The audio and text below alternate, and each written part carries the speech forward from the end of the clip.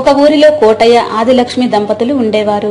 కోటయ్య బట్టల వ్యాపారం చేస్తూ ఇంటిని పోషించుకుంటూ రోజు ఒక సైకిల్ మీద బట్టలు పట్టుకుని చుట్టుపక్కల గ్రామాల్లో తిరిగి బట్టలు అమ్మి 3 రోజులకు 4 రోజులకు ఒకసారి ఇంటికి వచ్చేవాడు. ఒక్కోసారి ఊళ్ళన్నీ తిరుగుతూ వారానికి వచ్చేవాడు. ఈ క్రమంలో కోటయ్య తన కుటుంబంతో ఎక్కువ సమయం కేటాయించలేకపోయేవాడు. వీరికి ఒక్కగానొక్క కుమారుడు రాఘవ. ఒక్కడే సంతానం కావటం వలన తండ్రి కోటయ్య రాఘవని ఎంతో గారభంగా పెంచి తనలాగా కష్టపడకూడదని గొప్ప చదువులు చెప్పించి పట్నంలో మంచి ఉద్యోగంలో పెట్టించాడు. ఈ క్రమంలో రాఘవ చదువులకు ఉద్యోగంలో పెట్టించడానికి ఊళ్ళో చాలా డబ్బు అప్పు చేశాడు. కోటయ్య సంపాదన ఇంటికి సరిపోగా రాఘవకు వచ్చిన జీతంలో కొంత డబ్బు తన ఖర్చుకి ఉంచుకుని మిగతాదంతా తండ్రి చేసిన అప్పులకి నెల నెలా వడ్డీ అసలు చెల్లిస్తూ ఉండేవాడు.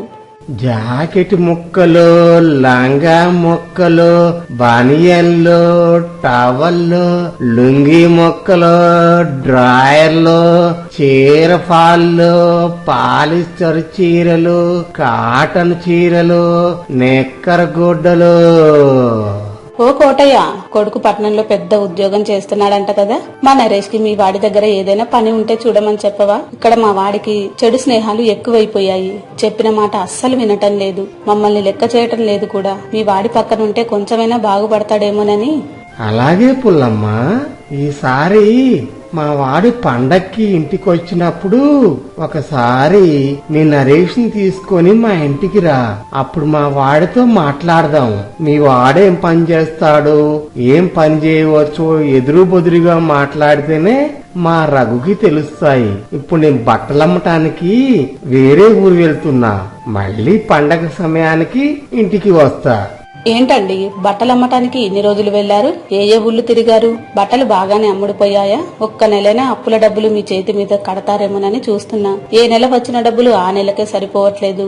అవును ఆదిలక్ష్మి, నేను అదే అనుకుంటున్నా. ఒక్క నెలైనా వడ్డీ డబ్బులు మనమే కడదామని. కానీ ఎక్కడా కుదరటం లేదు. ఈ జనాలు తెలివి మీరిపోయారు. 100 రూపాయల బట్టని 50కి ఇస్తావా, 25కి ఇస్తావా అని అడుగుతున్నారు. ఏం బేరాలో ఏమో. ఇలా అయితే ముందు ముందు కష్టమే. సరేలే గాని రేపు నేను ఎంకన్నా మల్లయ్య చాలా దూరం వెళ్తున్నాం. ఈసారి రావడానికి వారం పట్టొచ్చు. ఇల్లు జాగ్రత్త. మధ్యలో మన రఘు వస్తే వాడిని విసుక్కోకుండా వాడికి ఏం కావాలో అన్ని చేసి పెట్టు. కన్న కొడుకుని చూడక చాలా కాలమైంది. జాకెట్ ముక్కలు, లంగా ముక్కలు, బనియన్లు, టవల్లు, లుంగి ముక్కలు, డ్రాయర్లు, చీర ఫాళ్ళు, పాలిస్టర్ చీరలు, కాటన్ చీరలు, నెక్కర గుడ్డలు. ఇలా కొంతకాలం గడిచింది. కోటయ్యకు ఇప్పుడు ఆరోగ్యం సరిగ్గా ఉండడం లేదు. సైకిల్ తొక్కుతుంటే బాగా ఆయాసం వస్తుంది. వైద్యుడికి చూపిస్తే గుండె కండరాలు బలహీనమైనాయని చెప్పాడు. అప్పటి నుంచి కోటయ్య ఇంట్లోనే ఉంటున్నాడు. ఇంటి ఖర్చులకు చేసిన అప్పులకి కొడుకు రఘు జీతం నుంచి పంపిస్తున్నాడు. రాఘవ, నువ్వు మన సంస్థలో చేరిన దగ్గర నుండి ఎక్కడో ఉన్న మన సంస్థ ఎంతగానో అభివృద్ధి చెందింది.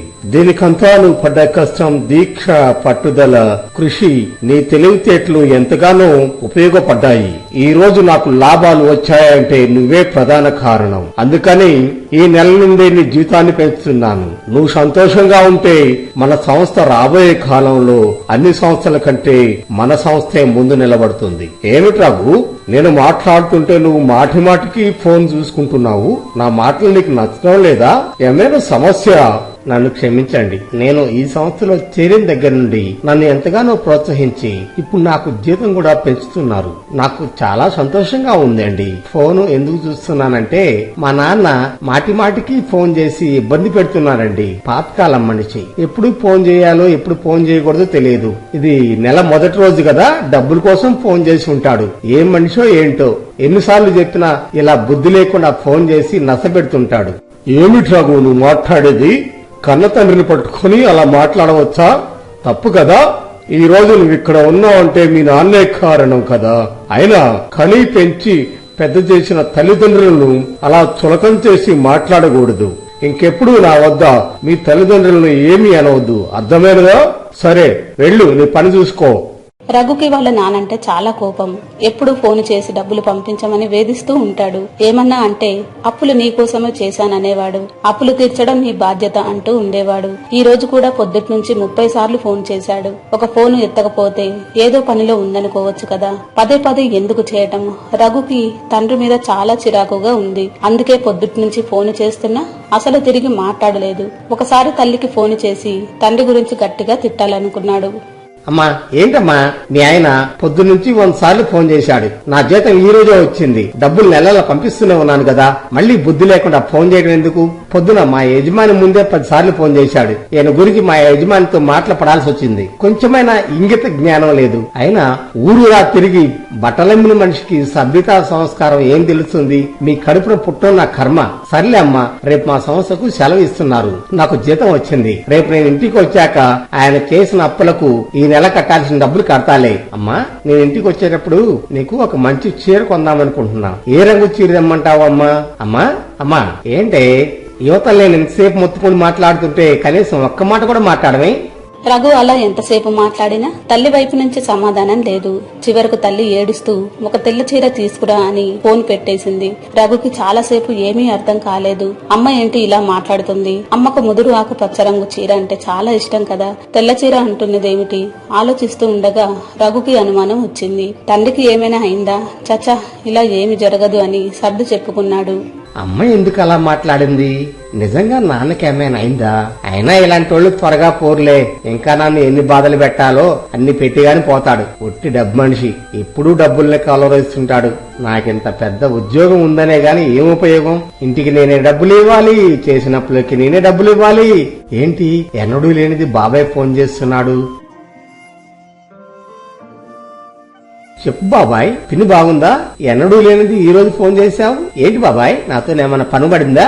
అరే రఘు, అవన్నీ తర్వాత చెప్తా గాని నువ్వు వెంటనే బట్టలు సర్దుకొని 4 రోజులు సెలవు పెట్టరా, వెంటనే బస్ ఎక్కొచ్చాయి. ఇలాంటప్పుడే కొంచెం ధైర్యంగా ఉండాలిరా. మేమందరం ఉన్నాంలే, అధైర్యపడ మాకు, గుండెని గట్టిగా చేసుకో. నిజంగా నాన్నకు ఏదో జరిగింది. ఇప్పటి వరకు తాను విన్నది నిజమేనా లేక నా భ్రమ?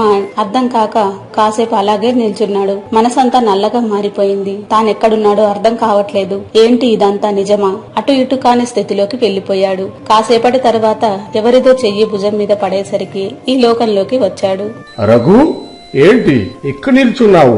నీతో మన సంస్థకు సంబంధించి ముఖ్య విషయం మాట్లాడదామని నీ గదికి ఫోన్ చేస్తే ఎవరూ ఎత్తడం లేదు. అందుకే నేను వచ్చా. మన సంస్థకు ప్రభుత్వం తరఫున మంచి అవకాశం వచ్చిందయ్యా. అరే ఆ కన్నీళ్ళేంటి? ఏమైంది రఘు, ఎందుకు ఏడుస్తున్నావు? రఘు జరిగింది మొత్తం చెప్పాడు. వెంటనే ఊరెళ్తున్నానని 4 రోజుల పాటు సెలవు కావాలని కోరాడు. జరిగిన దానికి యజమాని చాలా బాధపడ్డాడు. అధైర్యపడవద్దని ఖర్చులకు ఉంచమని కొంత డబ్బుని ఇచ్చి వెంటనే వెళ్లమన్నాడు. అయ్యో, నాన్నని ఎంత బాధ పెట్టాను, అసహ్యించుకున్నాను. పక్కన కూర్చుంటే నా మోషి అనుకున్నాను. నాన్న ఇంటి దగ్గర నుంచి ఫోన్ వస్తే పాపం నాన్నని ఎన్ని మాటలన్నాను. చిన్నప్పటి నుంచి నన్ను ఎంత ముద్దుగా చూసుకున్నాడు. అమ్మ నన్ను ఎప్పుడైనా కొడితే నాన్న ఊరుకునేవాడు కాదు, అమ్మతో పోట్లాడేవాడు. నాకు జతల కొద్దీ బట్టలు కొన్న నాన్నకు ఎప్పుడూ మాసిపోయిన చెరిగిపోయిన ఒకటే చొక్కా, ఒకటే పంచె, ఒకటే ప్యాంటు. ఇలా ఎందుకు జరుగుతుంది? నాన్న కూడా ఒక 10 జతల బట్టలు కొనుక్కోవచ్చుగా. పాపం కొవ్వొత్తి కరిగిపోతూ అమ్మకు నాకు వెలుగునిచ్చాడు. నాన్నలాగా కష్టపడకూడదని పాపం అప్పులు చేసి నన్ను చదివించి పెద్ద ఉద్యోగం ఇప్పించాడు. అంత చేసిన నాన్నను నేను రోజు ఈసడించుకున్నాను, అసహించుకున్నాను, కోప్పడ్డాను. అసలు నాన్నని ఏనాడు దగ్గర నుంచి చూడలేదు. ఇప్పుడు చూద్దామంటే ఇంకెప్పుడు నాకు కనపడినంత దూరం వెళ్లిపోయాడు. ఎందుకని నాలాంటి మూర్ఖులు మనిషి పోయాక బాధపడతారు? బతికి ఉన్నప్పుడే బాధపడచ్చు కదా, బతికి ఉన్నప్పుడే ప్రేమను అర్థం చేసుకోవచ్చు కదా, ఏ కష్టం రాకుండా చూసుకోవచ్చు కదా. ఇప్పుడు ఎంత ప్రేమ ఉన్నా బాధ ఉన్నా ఉపయోగం ఏముంది? పోయిన నాన్న తిరిగిరాడు కదా. అసలు దేవుడు ముందుగానే మనుషులకు మంచి చెడు తెలియచేయచ్చు కదా. రఘు ఇలా తండ్రి గురించి వైరాగ్యంతో ఆలోచిస్తూ నిద్రలోకి జారుకున్నాడు. తన ఊరు వచ్చిందని కండక్టర్ తట్టి లేపేసరికి బస్సు దిగి తన ఇంటి వైపు నడవసాగాడు. ఈ ఊళ్ళో ఇంకోరు చనిపోయినట్టున్నారు. అసలు దేవుడు మనుషుల్ని పుట్టించడం ఎందుకు, మళ్లీ తన దగ్గరికి తీసుకువెళ్ళటం ఎందుకు, మధ్యలో ఈ బంధాలు బంధుత్వాలు, కొడుకులు కూతుళ్లు భార్య అనే మమకారాన్ని ఇవ్వడం ఎందుకు, డబ్బు ఉందనే అహంకారం, పేదవాళ్లమనే కుంగుబాటు ఇవ్వడం ఎందుకు, తిరిగి తన వద్దకు తీసుకువెళ్లి మిగతా వారిని ఏడిపించడం ఎందుకు? ఇక్కడికి వచ్చిన తర్వాత అందరూ సమానమే కదా, మనుషులంటేనే దేవుడికి పరదగా బోలు. నాన్నను కూడా ఇలా కాలుస్తారనుకుంటా. అవును, నాన్న చనిపోయాక ఎక్కడికి పోయాడు? నాన్నకు నాన్న శరీరానికి సంబంధం ఏంటి?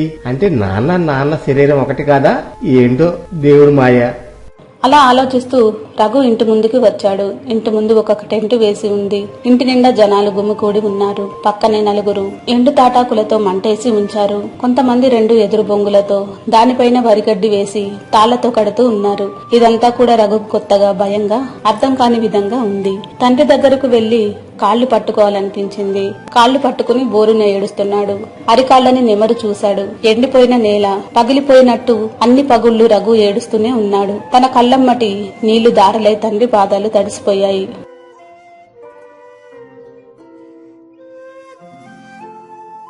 మీకు మా ఛానల్లోని స్టోరీస్ అన్ని నచ్చినట్లయితే లైక్ చేయండి, షేర్ చేయండి, సబ్స్క్రైబ్ చేయండి. అందరికీ థ్యాంక్ యూ అండి.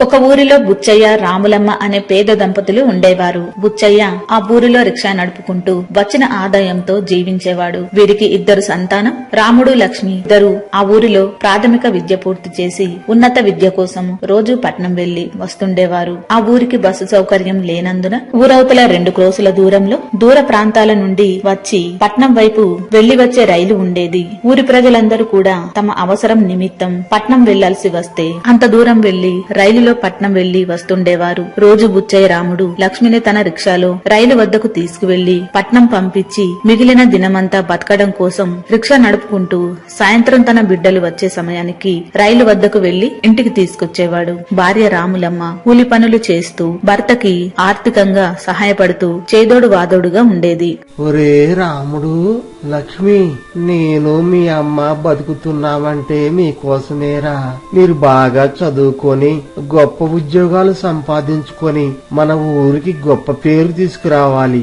ఊళ్ళో అందరూ మిమ్మల్ని చూసి రిక్షా బుచ్చేయ పిల్లగాళ్ళు అని ముక్కన వేలేసుకోవాలిరా. అది చూసి మీ అమ్మ నేను ఎంతగానో సంతోషిస్తాము. మా ఈ ఒక్క కోరిక తీర్చండిరా. అలాగే నానా. అన్నయ్య, నేను బాగా చదువుకొని మీ పేరు నిలబెడతాం. ఈ సంవత్సరంలో మా చదువు అయిపోతుంది. తర్వాత మంచి ఉద్యోగం తెచ్చుకుని అమ్మను నిన్ను పువ్వుల్లో పెట్టుకుని చూసుకుంటాం నాన్న. అవునాన్న, మేము నీ కోరిక ప్రకారం గొప్పవాళ్ళం అవుతాం నాన్న. నువ్వేమి దిగులు పడ మాకు. ఈసారి ఇద్దరం మొదటి స్థానంలో ఉత్తీర్ణులవుతాం. భవిష్యత్తులో మీకే కష్టం రాకుండా చూసుకుంటాము. అది చాలురా నాకు. మీ చల్లని మాటలు వింటుంటే పడిన కష్టమంతా మర్చిపోతానురా. మీరు గొప్పవాళ్లు కావడం కోసం ఇంకా కష్టపడతాను. నేను ఎంత పుణ్యం చేసుకుంటేనో మీరు నా కడుపును పుట్టారురా. దేవుడా, నా బిడ్డలను గొప్పవాళ్లను చేయి తండ్రి. అన్నా, ముచ్చనా, పిల్లగాళ్ళని పట్నం పంపిస్తున్నావా? ఊళ్ళో అందరూ మన ఊరి బడితోనే చదువులు ఆపేసి పిల్లగాళ్ళని పనుల్లో పెడుతున్నారే. ఆడపిల్లగాళ్లకు పెళ్లి చేసి బాధ్యతలు వదిలించుకుంటున్నారు. నువ్వు మాత్రం రెక్కల ముక్కలు చేసుకుని పిల్లగాళ్ళని పట్నంలో చదువుతున్నావా? నీ కష్టం ఉరికే పొదిలే బుచ్చన్నా. దేవుడు పైన చూస్తున్నాళ్లే, అంతా మంచి జరుగుద్దిలే. అరే రాముడు, లక్ష్మి, మీరు గొప్పవాళ్ళై అమ్మ నాన్నకు మంచి పేరు తీసుకురావాలే. అలా రైలు ఆగే ప్రదేశానికి వెళ్లి రైలు కోసం ఎదురు చూడసాగాడు. ఇంతలో పెద్ద శబ్దం చేసుకుంటూ రైలు వచ్చింది. రాముడికి, లక్ష్మికి జాగ్రత్తలు చెప్పి తండ్రి బుచ్చయ్య రైలు ఎక్కించాడు. అలాగే రైలు దిగిన వాళ్లు ఊరిలోకి పోవాలంటే రిక్షాల మీద వెళ్లేవారు. బుచ్చయ్య రిక్షాలో ఆ ఊరి భూస్వామి వీరయ్య ఎక్కాడు. ఏరా బుచ్చయ్య, పిల్లగాళ్ళ పట్నంలో చదివిస్తున్నావా? ఎందుకురా తింటానికి గతి లేని వాళ్లకు పెద్ద చదువులు చదివి ఏమి ఉద్ధరిస్తారట? ఇప్పటికే వాళ్ల చదువు కోసం నా దగ్గర చాలా అప్పు చేశావు. మన ఊర్లో కొత్త ఆచారం నువ్వు మొదలు పెట్టావురా. ఊళ్ళో అందరిని చూడు, పిల్లలు ఎదగడంతోనే తెలివైన తల్లిదండ్రులు వెంటనే పనులు పెట్టిస్తున్నారు. నువ్వెంతగానో రిక్షా తొక్కి రెక్కల ముక్కలు చేసుకుని వాళ్ళని చదివిస్తున్నావు. రేపొద్దున వాళ్లకు నౌకరీ రాకపోతే ఏం చేస్తావురా? నా మాట విని అమ్మాయిని అబ్బాయిని నా దగ్గర పనిలో పెట్టు, ఊళ్ళో అందరికంటే ఎక్కువ జీతం ఇస్తానులేరా. బాబుగారు, ఇంకెప్పుడు నా ముందు నా పిల్లగాల్ని ఇలా అనమాకండి. మా ముత్తాత మా తాతను కూలోని చేశాడు, మా తాత మా అయ్యను కూలోని చేశాడు, మా అయ్య నన్ను కూలోని చేశాడు. ఇలా జరగటం నాకిష్టం లేదు బాబుగారు. నా బిడ్డల్ని ఎలాగైనా గొప్ప చదువులు చదివించి గొప్ప వాళ్ళని చేస్తాను, కానీ నాలాగా కూలి వాళ్ళని మాత్రం చేయను. ఏరా బుచ్చయ్య, ఆలోచన బాగానే ఉందిరా, కాకపోతే పెద్ద చదువులంటే మాటలా, ఉద్యోగం రావాలంటే ఊరికే వచ్చుద్దా. పేదవాడు ఏనాటికైనా పేదవాడేరా, గొప్పవాడు కాలేడు. ఇది జీవిత సత్యంరా. నువ్వెలా పెద్ద చదువులు చదివించి గొప్ప వాళ్ళని చేస్తావో నేను చూస్తానురా.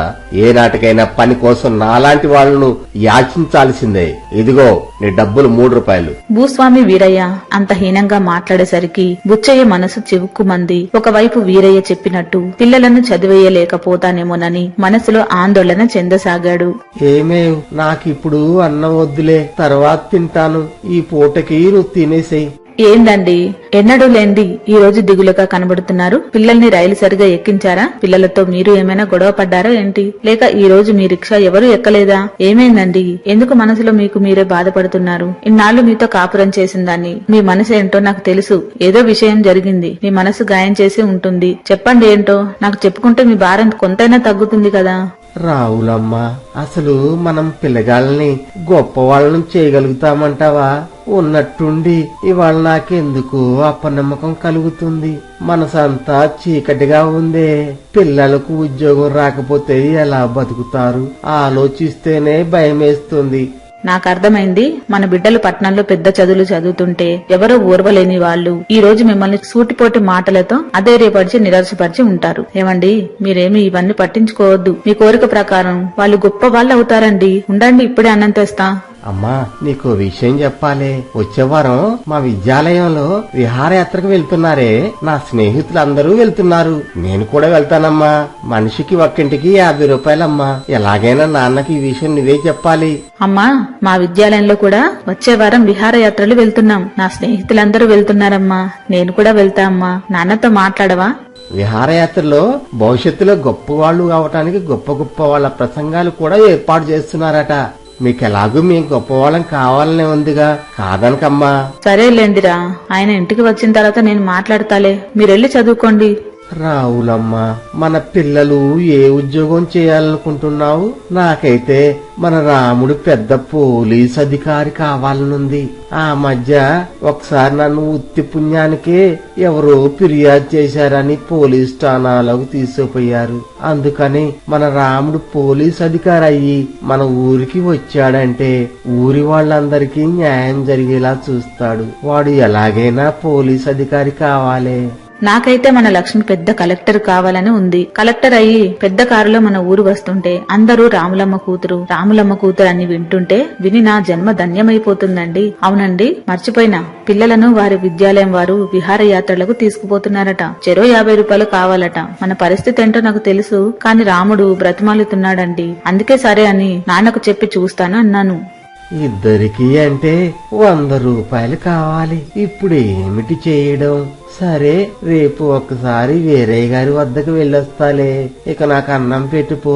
బుచ్చయ్య నిద్రపోదామని కళ్ళు మూసుకున్నాడు. కాని నిద్ర రావటం లేదు. వీరయ్య గారి వద్ద చేసిన అప్పులు గుర్తొస్తున్నాయి. రిక్షా బండి కొనడం కోసం, చదువుల కోసం, అప్పుడప్పుడు కూలి దొరకనప్పుడు చాలా అప్పు చేశాడు. చివరకు రాముడిని పెద్ద అధికారిగా తలుచుకుని తెల్లవారుజామున ఎప్పుడో నిద్రపోయాడు. ఏరా బుచ్చయ్య, ఇలా వచ్చావు? ఇవాళ రిక్షా కట్టలేదా? చూస్తుంటే ఏదో పెద్ద పని మీదనే వచ్చినట్టున్నావురా. దండాలు బాబుగారు. ఏమీ లేదండి, మీతో పని పడింది. మా రాముడు లక్ష్మి వాళ్ళ విద్యాలయంలో విహారయాత్రకు వెళ్తున్నారట. చెరో 50 రూపాయలు కావాలి. ఇప్పటిదాకా మీ దగ్గర చాలా డబ్బు తీసుకున్నాను. తమరు పెద్ద మనసు చేసుకొని ఈ 100 రూపాయలు కూడా ఇవ్వండి బాబు. రేపో మాపో వాళ్ళ కొలువు వస్తుంది. మీ డబ్బులు పువ్వుల్లో పెట్టిస్తా బాబు, కాదనకండి. అదేరా నేను చెప్పేది, ఇంత ఖర్చు ఉంటుందనేరా వాళ్ళకి పెద్ద చదువులు ఎందుకని చెప్పేది. నువ్వేమో నీ తనువు తాకట్టు పెట్టైనా వాళ్ళ గొప్ప చదువులు చదివిస్తానంటున్నావు. ఇప్పటికే నీ రిక్షాకి వాళ్ళ చదువులకి చాలా అప్పు చేశావు. మళ్ళీ ఇప్పుడు 100 రూపాయలు కావాలంటున్నావు. అసలు వాళ్ళకు ఉద్యోగాలు వచ్చేదెప్పుడు? నువ్వు నా డబ్బులు తిరిగిచ్చేదెప్పుడు? నిన్ను చూస్తేనో బాధ అనిపిస్తుంది. సరే, రేపు మధ్యాహ్నం వచ్చి కాగితం మీద వేలు ముద్రేసి డబ్బు తీసుకువెళ్ళు. అలా ఆ సంవత్సరం విద్యాభ్యాసం పూర్తయింది. తండ్రి బుచ్చయ్య వారి రుసుము కోసం వీరయ్య వద్ద ఇంకొంత డబ్బు అప్పు చేశాడు. రాముడు లక్ష్మి ఉద్యోగాల వేటలో పడ్డాడు. ఒకరోజు ఆనందంతో తల్లి తండ్రి వద్దకు వచ్చారు. అమ్మా, నాన్న, మీకు గొప్ప శుభవార్త. ఇక నుండి మన కష్టాలు తీరిపోయాయి నాన్న. లక్ష్మికి నాకు మంచి ఉద్యోగాలు వచ్చాయి, మంచి జీతం కూడా నాన్న. అమ్మా, నా మొదటి జీతంతో నీకు మంచి బంగారు హారం చేయిస్తానమ్మా. నాన్నకు మంచి బట్టలు కొంటాను. అబ్బా, ఎంత శుభవార్త చెప్పారా! ఇప్పుడు నాకు ఎంతో సంతోషంగా ఉంది. ఈ రోజు కోసమే ఎదురు చూస్తున్నా. దేవుడా, నా కోరిక మన్నించావా తండ్రి? రావులమ్మ, ఇప్పుడు నేనెంతో ఆనందంగా ఉన్నానే. రాముడు కొలువులో ఎప్పటి నుంచి చేరుతున్నారు నాయనా? నానా, వచ్చే నెల నుంచే ఉద్యోగంలో చేరుతున్నాం. కాకపోతే కొంత డబ్బు లంచం అడుగుతున్నారు నాన్న. అదే మరెంతో కాదు నాన్న, చెరో 1000 రూపాయలు అంతే. ఈ రోజుల్లో ఇది సహజం నాన్న. అందరూ మనకంటే చాలా ఎక్కువే ముట్ట చెప్తున్నారు నాన్న. మంచి ఉద్యోగం నాన్న. మేం బాగా చదువుకున్నాం కాబట్టి 1000 రూపాయలతో ఉద్యోగం వస్తుంది నాన్న. కాదనక నాన్న. తమకు ఉద్యోగం వచ్చిందన్న వార్త విని ఎంతో సంతోషిస్తున్నారనుకున్నారు. కానీ తల్లిదండ్రులు ఒకరి ముఖాలు ఒకరు చూసుకుంటున్నారు. బుచ్చయ్య మనసులో ఆందోళన మొదలైంది. పద పరక ఇద్దరికి కలిపి 2000 కావాలి. ఇప్పుడేమి చేయడం? అలా ఆలోచిస్తూ అక్కడి నుండి తిన్నగా వీరయ్య వద్దకు వెళ్లారు. బాబుగారు, మరే బాబుగారు, మా రాముడు లక్ష్మికి ఉద్యోగాలు వచ్చాయి. దానికోసం ఎవరికో డబ్బులు ఇయ్యాలట. ఇదే ఆఖరిసారి బాబుగారు. మీరు పెద్ద మనసు చేసుకొని ఒక 2000 ఇప్పించండి. కావాలంటే నా రిక్షాను మీ వద్దే ఉంచుతాను బాబు. అరే బుచ్చయ్య, నా దగ్గరేమైనా డబ్బులు చెట్టుకు కాస్తున్నాయనుకున్నావా? ఏదో 150 అంటే సత్తాను గాని 2000 అంటే ఆషామాషి కాదురా. నువ్వెలా తీరుస్తావు? ఇప్పటికే నువ్వు ఇయ్యాల్సింది చాలా ఉంది. నా వల్ల కాదురా, నేనివ్వలేను. బాబుగారు, మీరు అలా అంటే ఎలా బాబు? ఇంకా నాకు దిక్కేముంది బాబు? మీ కాళ్ళు పట్టుకుంటాను. మీరెలా చెప్తే అలా చేస్తాను. కానీ డబ్బు లేదనకండి, అవతల వాళ్ళ కొలువు చేజారిపోతుంది బాబు.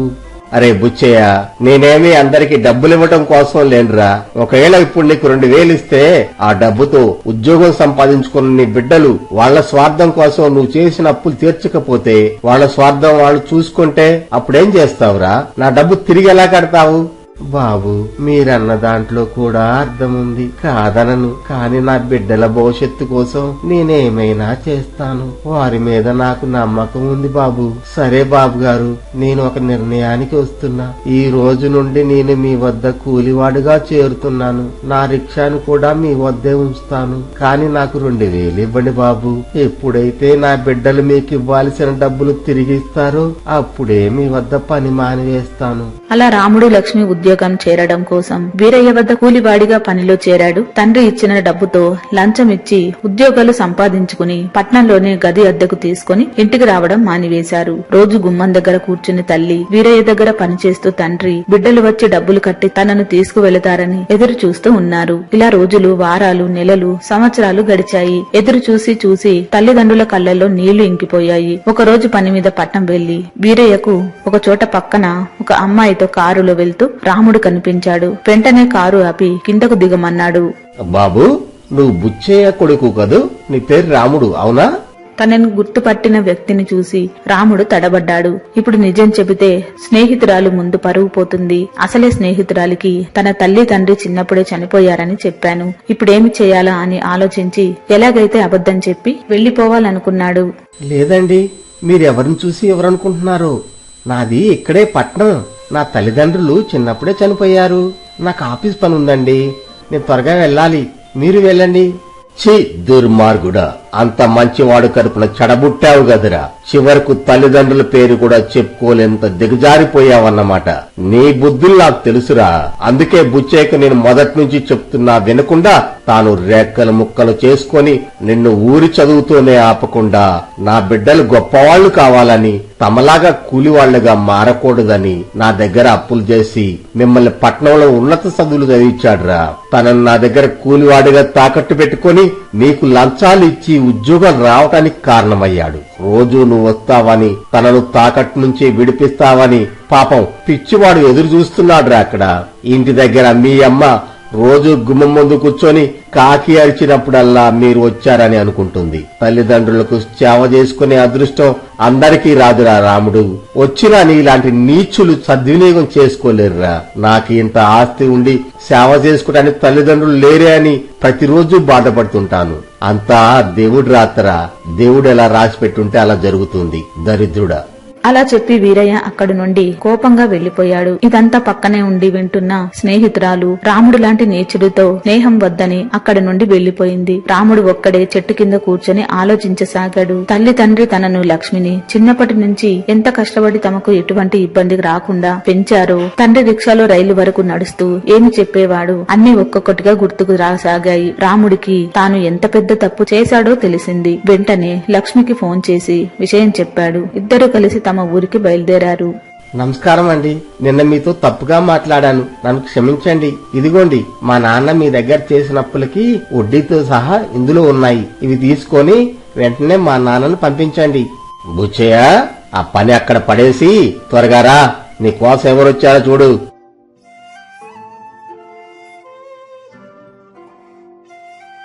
చూసారా బాబు, నా బిడ్డల గురించి చెప్తే మీరు నమ్మలేదుగా. ఇప్పుడు చూడండి, నా బిడ్డలు గొప్పవాళ్లే కారులో నా కోసం వచ్చారు. నా బిడ్డలు రత్నాలు బాబు గారు. తల్లి తండ్రి మాటను జవదాటని వాళ్ళు. బుచ్చయ్య తన బిడ్డల గురించి పొగుడుతుంటే వీరయ్య మనసులో నవ్వుకున్నాడు. పాపం అసలు విషయం చెబితే బాధపడతాడు అని చెప్పలేదు. అలా వీరయ్యకు డబ్బు చెల్లించి ఇంటికి తీసుకువచ్చారు. అమ్మా, నాన్న, ఇక మీకు ఏ కష్టం లేదు. ఈ రోజు నుంచి మీ బాధలు తీరిపోయాయి. ఇంకా మీరిక్కడ ఉండటం ఎందుకు? మాతో పాటు పట్నం వచ్చేయండి. మిమ్మల్ని పూల్లో పెట్టి చూసుకుంటాము. ఒరే రాముడు, అమ్మాయి లక్ష్మి, ఒకప్పుడు నాకు మీ మీద ఎన్నో కోరికలుండేయి. ఇప్పుడు వయసు పెరుగుతున్నా కొద్దీ నాకు ఊరి మీదనే మమకారం పెరిగిందిరా. మీకు రెక్కలొచ్చేంత వరకు మేము మీకు అండగా ఉండి పెంచి పెద్ద చేశాము. ఇప్పుడు మీకు రెక్కలొచ్చాయి. స్వేచ్ఛా జీవులు. మా అవసరం మీకు లేదు. మీరు సంతోషంగా వెళ్లి మా ఆయుష్ కూడా పోసుకొని నిండు నూరేళ్లు చల్లగా ఉండండి నాయనా. నాకు రిక్షా బండి ఉన్నంతకాలం మా ఇద్దరికి ఏ ఇబ్బంది ఉండదు. ఒకవేళ ఒక పూట లేకపోయినా ఎవరిని అడిగినా పెడతారు. కాని ఈ ఊరు వదిలిపెట్టి రాలేమురా. ఏవండి, పిల్లలు మంచి ఉద్యోగాలు సంపాదించుకుని మనల్ని పట్నం తీసుకుపోతారని కలలు కనేవారు. ఇప్పుడు వాళ్ళు గొప్ప వాళ్ళై తమతో పాటు పట్నం తీసుకుపోతామంటే ఎందుకు వద్దన్నారు? అసలు ఎందుకు మీ మనసు మార్చుకున్నారు? రావులమ్మ, నిన్న వీరయ్య గారింట్లో గేదెలకు మేత వేస్తుంటే వీరయ్య గారు అమ్మగారితో మన రాముడు గురించి ఏదో చెప్తుంటే ఏమిటా అని కిటికీ వద్దకు వెళ్లి విన్నాను.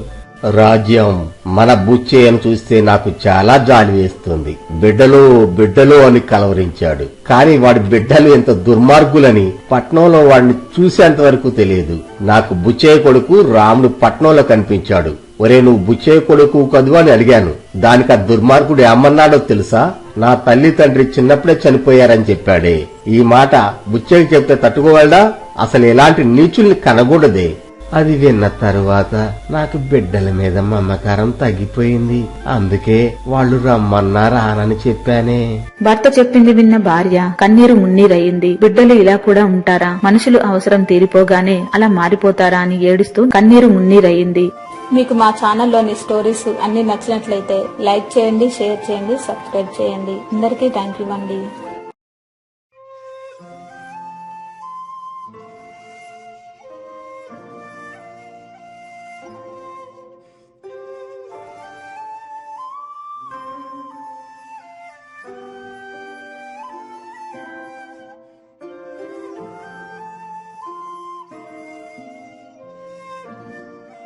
ఒక ఊరిలో సీతయ్య అనే మధ్యతరగతి వ్యక్తి ఉండేవాడు. సంపాదించిన ఆస్తులేమీ లేవు. పెళ్లి చేసుకుని బ్రతుకు తెరువు కోసం ఈ ఊరి వలస వచ్చి ఊరి మిల్లులో బస్తాలు మోస్తూ వచ్చిన కొద్దిపాటి డబ్బుతో జీవించేవాడు. పిల్లలు పుట్టిన కొద్ది కాలానికి భార్య జబ్బున పడి మరణించటంతో రత్నాలాంటి 2 పిల్లలను కంటికి రెప్పలా కాపాడుకుంటూ పెంచి పెద్ద చేశాడు. కొడుకును తనలాగా కూలీ పని చేయకూడదని, గొప్ప ప్రభుత్వ అధికారి కావాలని పట్నంలో వసతి గృహంలో ఉంచి తన శక్తికి మించి చదివిస్తున్నాడు. కూతురు కమల తనకు చేదోడు వాదోడుగా ఇంటి పట్టునే ఉంటుంది. ఇంకా ఎన్నాళ్ళు ఇలా కూలీ పని చేస్తావు, ఇంటి పట్టునే ఏదైనా పని చేయొచ్చుగా అని చెప్పిన కూతురు సలహా మేరకు కొంతకాలం నుంచి కూలీ పని మానేసి పొద్దున్నే ఇడ్లీ అమ్ముతూ జీవించసాగాడు. దీని మీద వచ్చిన డబ్బుతోనే కొడుకుకి పరీక్ష రుసుము, గృహానికయ్యే ఖర్చు పంపిస్తూ ఇంటి ఖర్చులకు సర్దిపుచ్చేవాడు. ఇడ్లీ ఇడ్లీ ఇడ్లీ ఇడ్లీ ఇడ్లీ ఇడ్లీ ఇడ్లీ ఇడ్లీ ఇడ్లీ ఇడ్లీ ఇడ్లీ. ఓ సీతయ్య గారు, ఒకసారి ఇలా రండి, మీతో కొంచెం మాట్లాడాలి. ఏంటి వెంకయ్య, ఇవాళ పొలానికి పోలేదా? తీరిగ్గా కూకున్నావు? మబ్బులు పట్టుకొస్తున్నాయండి, అందుకని ఆగాను. మొన్నట్లనే పొలానికి పోతుంటే మధ్యలోనే ముద్దయ్యాను, అందుకే కొద్దిగా ఆగుదామని. అది సర్లే సీతయ్య గారు, ఈ ఏడు కొడుకు పెళ్లి చేసే ఆలోచన ఉందా? మంచి సంబంధం ఉంది, మీరు సరే అంటే మాట్లాడతాను. మనం అనుకున్నప్పుడు మంచి సంబంధాలు రావండి. లేదు వెంకయ్య, మా వాడికి ఇప్పట్లో పెళ్లి చేసే ఆలోచన లేదు. ముందు వాడు బాగా చదువుకోవాలి, తర్వాత పెద్ద ఉద్యోగం తెచ్చుకోవాలి.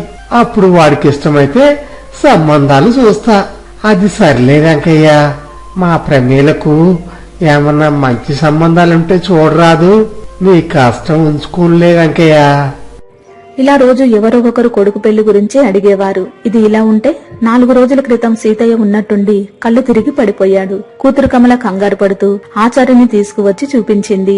ఆచార్య మరేం పర్వాలేదు అని ధైర్యం చెప్పి వెంటనే పట్నం నుండి మీ అన్నయ్యను రమ్మను, కొంచెం మాట్లాడాలి అని చెప్పాడు. కమల అన్నయ్యకు వెంటనే ఉత్తరం రాసింది. తండ్రికి బాగోలేదని రాస్తున్న పరీక్ష ఆపేసి హుటాహుటిన పట్నం నుండి తన ఊరు వచ్చాడు రామయ్య. వార్త తెలిసిన దగ్గర నుంచి రామయ్య మనసు దిగులుతో నిండిపోయింది. చిన్నప్పుడే తల్లి చనిపోవడంతో తండ్రి సీతయ్య తన కోసం, చెల్లి కోసం ఇంటింటికి తిరిగి ఇడ్లీలు అమ్ముతూ తనని పట్నంలో వసతి గృహంలో ఉంచి పెద్ద చదువు చదివిస్తున్నాడు. తండ్రి ఎప్పుడూ చెబుతుండేవాడు, తనకి చెల్లికి ఏ లోటు రాకుండా పెంచుతానని తల్లికి మాటిచ్చానని. ఆ మాటిచ్చినట్టుగానే చెల్లిని తనని ఏ లోటు లేకుండా పెంచాడు. తనలాగా ఇడ్లీలు అమ్ముకోకుండా పెద్ద ప్రభుత్వ అధికారి కావాలని తనని పట్నంలో ఉంచి చదివిస్తున్నాడు. ఇలా ఆలోచించుకుంటూ తన ఇల్లుండే బజారు వైపు నడుస్తున్నాడు. ఓ రామయ్య గారు, ఇదేనా రావటం? అలా బక్కగైపోయారేంటి? అన్నం తింటలేదా బాబు? నాన్న కొంట్లో బాగోలేదట కదా. నాన్నకి ఏమీ కాకుండా చూసుకో బాబు. మిమ్మల్ని చిన్నప్పటి నుంచి రెక్కలు ముక్కలు చేసుకుని పెంచాడు. పాపం ఏనాడు తన గురించి ఆలోచించుకోలేదు. ఎప్పుడూ ఒకటే పంచా, ఒకటే చొక్కా. నాన్నని జాగ్రత్తగా చూసుకోండి రామయ్య గారు. పట్నంలో పక్కింట్లో ఏమి జరిగినా ఎవరికి తెలియదు. పల్లెటూరులో ఎవరింట్లో ఏమి జరిగినా క్షణాల్లో ఊరు మొత్తం తెలిసిపోతుంది. అదే పల్లెటూరి గొప్పతనం. రామయ్య గారు, నాకు తెలుసు ఇవాళ మీరు వస్తారని. నాన్న మీద మీకున్న ప్రేమ మాకు తెలుసుగా. ఏమీ కాదులేండి, అన్నిటికీ ఆ పైన భగవంతుడు ఉన్నాడు. సర్లే గాని పండుతాడు కళ్ళుంది, ఒక లోట పంపించమంటారా? భలే తీగా ఉంటుంది రామయ్య గారు. పోయినసారి అడిగితే వద్దన్నారు, ఈసారి మిమ్మల్ని వదిలిపెట్టేది లేదు. నేనే ఇంటికి తీసుకొస్తాలేండి. ఇప్పుడు వద్దులే మావయ్య, నాకు అలవాటు కూడా లేదు. పిన్ని రామగాడు బాగున్నారా మావయ్య? నేను తర్వాత కలుస్తాలే మావయ్య. ఇంటి దగ్గర వచ్చేసరికి చుట్టుపక్కల వాళ్ళు, అవతల బజారు వాళ్ళు ఒక్కొక్కళ్ళుగా వచ్చి నాన్నను చూసి ప్రేమగా ఆప్యాయంగా మాట్లాడిపోతున్నారు. ఇంట్లోకి వెళ్లాడు. నాన్న మంచం పక్కన ఆచారి కూర్చుని ఉన్నాడు. పక్కనే చెల్లి నిలబడి ఉంది. ఆచారి రామయ్యను పక్కకు పిలిచి నాన్నకు గుండె సంబంధమైన వ్యాధి ఉందని, కొన్ని నెలలు విశ్రాంతి అవసరమని, ఎటువంటి బాధ కలిగించే మాటలు చెప్పొద్దని, మంచం దిగకుండా చూసుకోవాలని, ఆయన్ని ఆనందంగా ఉంచాలని చెప్పి వెళ్లిపోయాడు. అరే రామయ్య, పరీక్షలు వదిలిపెట్టి నువ్వెందుకు వచ్చావురా? ఇప్పుడు నాకేమైందని? ఆచార్య అలాగే చెప్తాడురా. ఆయన దగ్గర గోళీలు తీసుకుంటే డబ్బులు గుంజుదామని ఏదైనా చెప్తాడు. నేను బాగానే ఉన్నానురా. నువ్వు వెంటనే పట్నం వెళ్లి పరీక్షలు రాసుకోపోరా రామయ్య. అమ్మాయి ప్రేమేలా, ఇడ్లీ రవ్వ నానబెట్టమ్మా, పొద్దున్నే ఇడ్లీ అమ్మాలి. నాయనా రామయ్య, నాకేం కాలేదురా, నేను మంచిగానే ఉన్నా. ముందు నువ్వు వెళ్లి పరీక్ష రాయిపోనాయనా. నిన్ను పెద్ద ప్రభుత్వాధికారిగా చూడాలన్నదే నా కోరిక నాయనా. మీ అమ్మ కోరిక కూడా అదే. నాన్న నీకేం కాలేదు, ఏదో కొంచెం నలతగా ఉంది. 4 రోజులు విశ్రాంతి తీసుకుంటే మళ్ళీ మామూలు వచ్చి అవుతావు. అయినా నేను వచ్చింది నీకోసం కాదులే, నా పరీక్షలు అయిపోయాయి. ఇప్పుడు మాకు సెలవులు ఇచ్చారు, అందుకే నేను వచ్చాను. నువ్వు నా గురించి ఏమీ ఆలోచించ మాకు. అన్నయ్య, నాన్నకి వారం రోజుల నుంచి ఒంట్లో బాగోలేదు. ఒకటే ఆయాస పడుతున్నాడు. ఆయన ఎంత చెప్పినా వినకుండా రోజు పొద్దున్నే లేచి ఊరంతా తిరిగి ఇడ్లీ అమ్ముతున్నాడు. ఇప్పుడు ఆయాసం మరీ ఎక్కువయ్యింది. నాన్నకు పూర్తిగా తగ్గే వరకు నువ్వెక్కడికి వెళ్ళకు అన్నయ్య, నాకు భయమేస్తుంది. అలాగే కమలా, నేను ఇక్కడే ఉంటాను. పిచ్చి తల్లి, నువ్వేమీ భయపడకు. వెళ్ళు, అన్నం వండుపో, బాగా ఆకలిగా ఉంది. ఆ రాత్రి రామయ్యకు నిద్ర రాలేదు. ఒకటే ఆలోచనలు. నాన్న చిన్నప్పటి నుంచి తనకు చెల్లికి ఏ కష్టం రాకుండా కొవ్వొత్తిలో తాను కరిగిపోయాడు. ఏమి చేసినా నాన్న రుణం తీర్చుకోవాలి. ఇప్పుడు తన పరీక్షలు మధ్యలో ఆగిపోయాయి. నాన్నకు ఇలా ఉన్నప్పుడు తాను ఎలా పట్నం వెళ్ళగలడు? ఏమి చెయ్యాలి? పరీక్షలు అయిపోయాయి, సెలవులు ఇచ్చారని నాన్నకు అబద్ధం చెప్పాడు. నాన్నని మంచం మీద చూసి చెల్లి భయపడుతుంది. ఇప్పుడెలా, ఏమి చెయ్యాలి? ఇలా ఆలోచిస్తూ ఒక నిర్ణయం తీసుకుని నిద్రపోయాడు. తెల్లవారుజామునే నిద్రలేచి చెల్లితో కలిసి ఇడ్లీ తయారు చేశాడు. పుట్నాల పచ్చడి తయారు చేశాడు. రోజు నాన్న ఇడ్లీ అమ్మే టిఫిన్లు తీసుకుని ఒక దాంట్లో ఇడ్లీలు, మరొక దాంట్లో పుట్నాల పచ్చడి వేసుకుని అమ్మటానికి ఊళ్ళోకి బయలుదేరాడు. ఇడ్లీ ఇడ్లీ ఇడ్లీ ఇడ్లీ ఇడ్లీ ఇడ్లీ ఇడ్లీ ఇడ్లీ ఇడ్లీ ఇడ్లీ ఇడ్లీ ఇడ్లీ. ఇలా రామయ్య ఇడ్లీ అమ్మటానికి ఊరిలోకి వెళ్లిన కొద్దిసేపటికి తండ్రి సీతయ్యకు మెలకువ వచ్చింది. అమ్మాయి కమలా, ఏం చేస్తున్నావు? అన్నయ్య ఎక్కడమ్మా? అరే రామయ్య, ఎటుపోయినావురా? ఇప్పుడేం కొంపలు మునిగిపోయాయని చదువు వదిలిపెట్టుకొని పట్నం నుండి వచ్చావో ఏమో. చెప్పితే వినవు గదా. గాబులోకి నీళ్లు పడుతున్నా నాన్న. అన్నయ్య పొద్దున్నే ఇడ్లీ అమ్మటానికి వెళ్ళాడు. వస్తాడులే నాన్న. ఇడ్లీ అమ్మటానికి వెళ్ళాడా? ఎవరు వెళ్ళమన్నారు వాడిని? వాడు వెళ్తుంటే నన్ను లేపలేకపోయావా కమల? ఇన్నాళ్ళు వాడు కష్టపడకూడదని పట్నంలో ఉంచి నేను పడే కష్టాలు వాడికి తెలియకుండా చూస్తున్నా కమల. ఇప్పుడు చదువు వదిలిపెట్టి ఇక్కడికొచ్చి ఇడ్లీ అమ్ముతున్నాడు. వాడు చదివి పెద్ద ఉద్యోగం తెచ్చుకుంటే మన కష్టాలు తీరుతాయని నిన్నొక అయ్యి చేతిలో పెడతాడని కలలు కన్నా కమల. దేవుడా, నేనేదైతే వద్దనుకున్నానో వాడు అదే పని చేస్తున్నాడు స్వామి. వాడి ఇడ్లీ అమ్మితే వాడి భవిష్యత్తు ఏమి కావాలి? నేను బతికొండగా ఇలా జరగటానికి వీల్లేదు. అబ్బా నాన్న, పెద్దగా అరవమాకు. ఆయాసం వస్తుంది, కొద్దిసేపు పడుకో. అన్నయ్య వచ్చిన తర్వాత మాట్లాడదాం. పోతే పోతా పోనీవే. వాడిని ఇడ్లీ అమ్మేవాడిగా చూడటానికి నేను బతికి ఉన్నది. ఇంకా ఎందుకు బతకాలి? దేవుడు నాకు నేను పుట్టగానే కష్టాలు తోడిచ్చాడు. ఇప్పుడు నా బిడ్డను కూడా ఈ ఊబిలోకి లాగాడు. దేవుడా, నీకు కనికరం లేదయ్యా. నా బిడ్డని ఇక్కడ ఉండకుండా పట్నంలో చదివి మంచి ఉద్యోగం చేసేలా చూడు తండ్రి. ఇడ్లీ అమ్మి ఇంటికి వచ్చిన రామయ్యకు కమల జరిగిన విషయం చెప్పి నాన్న నీ మీద కోపంగా ఉన్నాడని చెప్పింది. నాన్న ఇప్పుడు ఎలా ఉంది?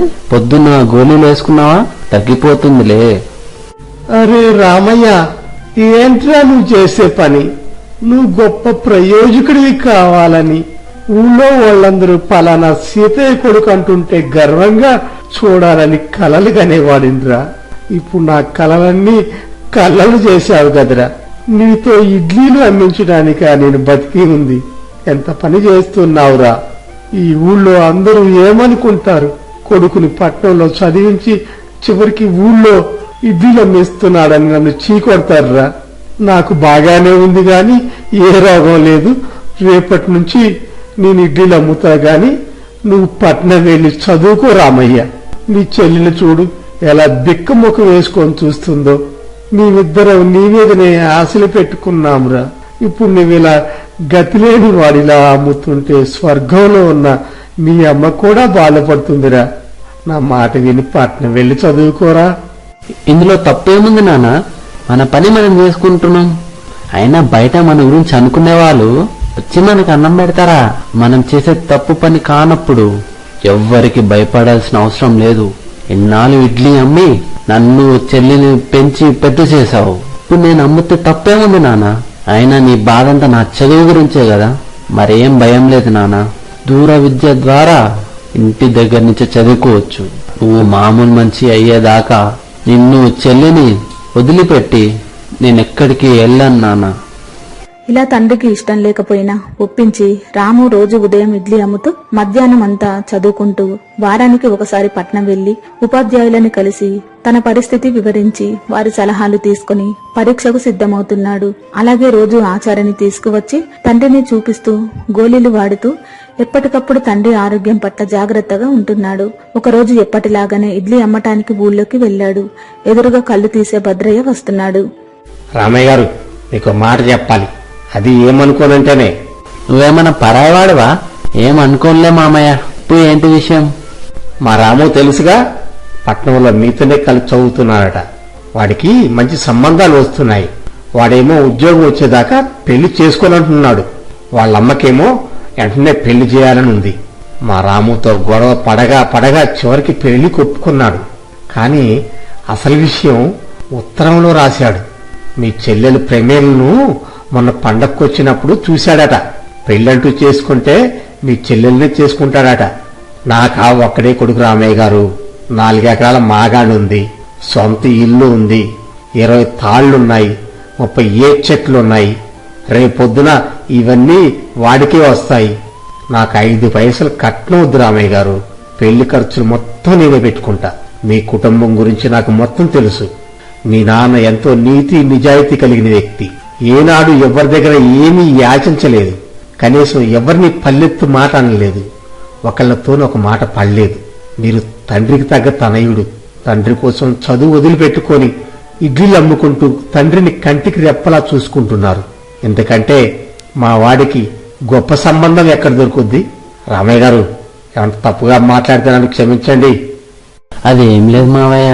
మీరు చెప్పిన మాటలకు ఆనందంతో తిరిగి ఏమి చెప్పాలో మాటలు రావటం లేదు. ఇదంతా నా చెల్లెల అదృష్టం. అయ్యగారితో మాట్లాడి మంచి ముహూర్తం చూడండి మావయ్య. ఆ తర్వాత చెల్లెలు ప్రమీల అభిప్రాయం అడిగాడు. తనకు ఇష్టమేనని చెప్పింది. తండ్రిని కూడా ఒప్పించి ప్రమీలను రాముకి ఇచ్చి పెళ్లి చేశాడు. సీతయ్యకు రామయ్యను చూస్తే చాలా గర్వంగా అనిపించింది. కొంతకాలానికి దూర విద్య ద్వారా చదువుకుని వారానికి ఒకసారి పట్నం పోయి వస్తూ రామయ్య పరీక్షలో మొదటి స్థానంలో ఉత్తీర్ణుడయి మంచి ప్రభుత్వ ఉద్యోగం సంపాదించుకున్నాడు. తండ్రిని కూడా తాను ఉద్యోగం చేసే ఊరికి రమ్మని అడిగాడు. అయితే సీతయ్య ఈ ఊరు విడిచి రానని చెప్పాడు. సరేనని తను కూడా అదే ఊరిలో ఉంటూ తానే రోజు ఉద్యోగానికి పోయి వచ్చేవాడు. ఊరి ప్రజలందరూ రామయ్యను ఎంతో మెచ్చుకున్నారు. ఊరి యువకులు రామయ్యను ఆదర్శంగా తీసుకున్నారు. మీకు మా ఛానల్లోని స్టోరీస్ అన్ని నచ్చినట్లయితే లైక్ చేయండి, షేర్ చేయండి, సబ్స్క్రైబ్ చేయండి. అందరికీ థ్యాంక్ యూ అండి.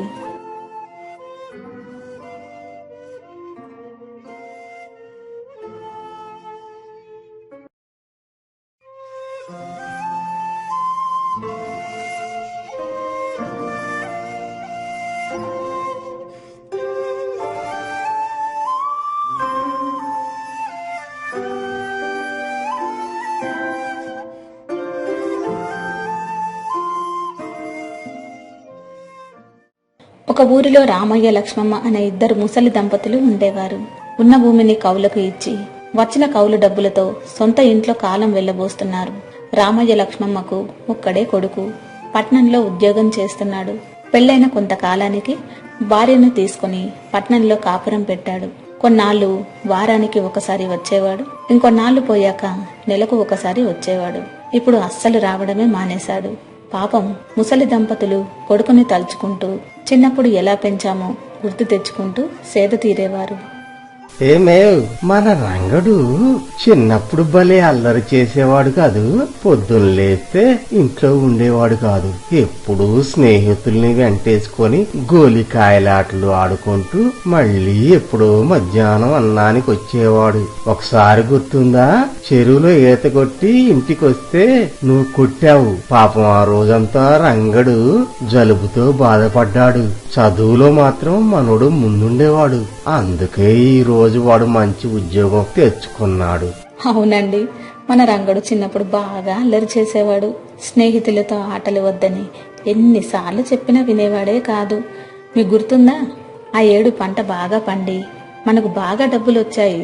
అందరం పట్నం పోయి ఫోటోలు దిగాము, భోజనశాలలో అన్నం తిన్నాము. వచ్చేటప్పుడు పట్నంలో తిరునాళ్ళు జరుగుతుంటే అందరం వెళ్ళాం, గుర్తుందా? రంగడు ఉయ్యాల ఎక్కి ఒకటే ఏడుస్తుంటే వెంటనే ఉయ్యాల ఆపి కిందకు దింపాము. ఒకసారి రంగాన్ని చూడాలని ఉందండి. నాకు మాత్రం వాడిని చూడాలని లేదనుకున్నావా? కానీ వాడొచ్చి మనల్ని తీసుకువెళ్ళాలి కదా. ఇంతకు ముందు ఎప్పుడో ఒకసారి వచ్చేవాడు. 2 ఏళ్ల నుంచి అది కూడా రావటం లేదు. వాడికి మనకంటే వాడి పెళ్ళామే ఎక్కువ. ఏం చేస్తాం, కనటం వరకే మన బాధ్యత, తర్వాత దైవం లీల. రామయ్య గారు, ఇదిగోండి 7 కౌలు డబ్బులు. అవును, మిమ్మల్ని ఒకటి అడగాలనుందండి. ఎంతకాలం ఇలా ఇద్దరు కొడుకును వదిలిపెట్టి బిక్కు బిక్కుమంటూ ఉంటారండి? వెళ్లి ఇద్దరు కొడుకు కోడలతో మనవళ్లతో హాయిగా ఉండొచ్చుగా. నా మాట విని కొడుకు దగ్గరికి వెళ్ళండి రామయ్య గారు. మీరు వెళ్తానంటే రేపే నేను బండి కడతా రామయ్య గారు. సరేరా వెంకయ్య, ఒకసారి నేను అమ్మగారు ఆలోచించుకొని నీకు చెప్తాంలే. ఆ రాత్రంతా రామయ్య దంపతులు నిద్ర పట్టలేదు. కొడుకు వద్దకు వెళ్లటమా వద్దా? ఒకవేళ వెళితే కొడుకు తమని ఉండనిస్తాడా? వాడికి నిజంగా తమ మీద ప్రేమ ఉంటే కనీసం నెలకు ఒక్కసారైనా వచ్చి తమని చూసి వెళ్ళొచ్చు కదా. అక్కడకు వెళ్ళాక కోడలు తమని సరిగా చూసుకుంటుందా? తమ గురించి వాళ్ళిద్దరూ ఏమన్నా గొడవలు పడతారా? ఇలా ఆలోచించుకుంటూ చివరకు కొడుకు దగ్గరకు వెళదామని నిర్ణయించుకున్నారు. వెంకయ్యకు కబురు చేస్తే పట్నానికి బండి కట్టాడు.